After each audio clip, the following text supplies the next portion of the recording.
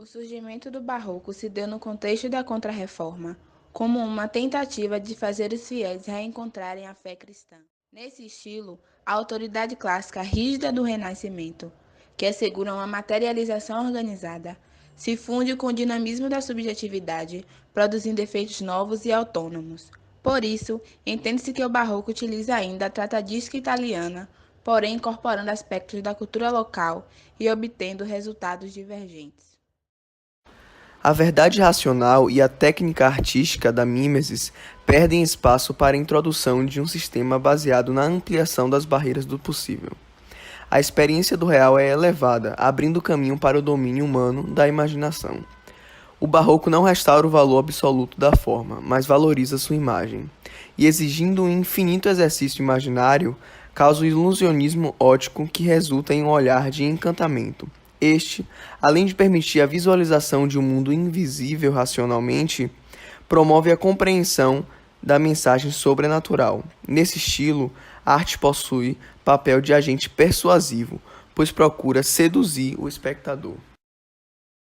A Ordem dos Jesuítas chegou em 1586 com o objetivo de estabelecer uma igreja, uma escola e um mosteiro nesta cidade. A maioria dos terrenos para a construção de igrejas já havia sido concedida pelo Cabildo a outras ordens como a franciscana, porém em 1587 o Cabildo cedeu aos jesuítas um lote de terra no canto noroeste da Praça da Independência. Mas os augustianos mostraram seu desacordo com a decisão. Por essa razão, os jesuítas decidiram se instalar em outro lote localizado ao sul da catedral. A cidade de Quito detém o título de Patrimônio Cultural, possuindo o maior e mais bem preservado centro histórico da América, com cerca de 5.000 edifícios históricos. A arquitetura de Quito fundiu a influência hispânica com a cosmologia indígena local, graças ao isolamento geográfico da cidade. Promoveu-se assim uma arte mais autônoma, que ficou conhecida como Escola Quitênia, e se caracteriza pela forte presença de representações indígenas quichua. Entre suas características, vê-se a presença de personagens mestiços com trajes locais, cenas representadas conforme a paisagem andina, a representação serpentina do movimento dos corpos, principalmente na escultura, e a naturalização de santos europeus. Quito, como exemplo de uma cidade barroca, é uma capital, do Equador. Ela é atravessada por vias extensas que buscam ressaltar a grandiosidade e tornar a cidade um verdadeiro espetáculo para os olhos.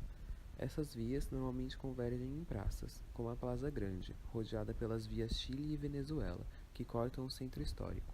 Essa praça, a fim de compor uma perspectiva grandiosa, é rodeada por edifícios importantes, e são eles o Palácio Real, a Catedral Metropolitana e o Palácio Arcebispal. Seu centro pode apresentar um monumento ou obelisco, como o Monumento à Independência.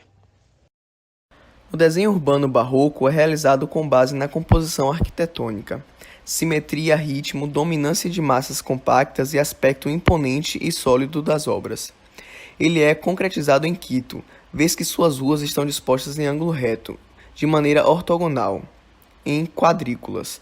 O centro histórico funciona como um perfeito exemplo da cidade barroca, que se mostra tão ordenada que se assemelha a um verdadeiro cenário. Nas habitações prevalece a influência da arquitetura espanhola, apresentando pátios. Solo de conquista e divulgação da fé, as igrejas apresentam massas e fachadas que convidam os fiéis ao catolicismo romano, numa tentativa de mostrá-los o êxtase na terra, como a Igreja da Companhia. A Igreja da Companhia é uma das obras mais significativas do barroco na cidade, sendo a mais ornamentada. Sua fachada apresenta forte influência do barroco italiano, inspiração na Igreja de Santo Inácio de Loyola, e expõe intensa movimentação através das colunas retorcidas e ornamentos adoçados a ela. Dispõe de uma simetria rígida, vista de dentro da igreja, em que cada lado apresenta o mesmo número de elementos. As janelas são colocadas na nave central, de modo que a luz do sol sempre a ilumine. A cúpula, vista de dentro, atua no imaginário e mostra uma verdadeira ilusão de ótica, e sua simetria e profundidade parecem puxar o espectador para os céus. O Barroco em Quito se destaca essencialmente pelo centro histórico. Além disso, possui a particularidade de trazer as referências indígenas e a influência mudéjar, que incorpora elementos muçulmanos, vista nas figuras geométricas das colunas da Igreja da Companhia. Esses elementos da cidade mantidos quase intactos até hoje explicam o porquê do local ser tombado como patrimônio cultural da humanidade.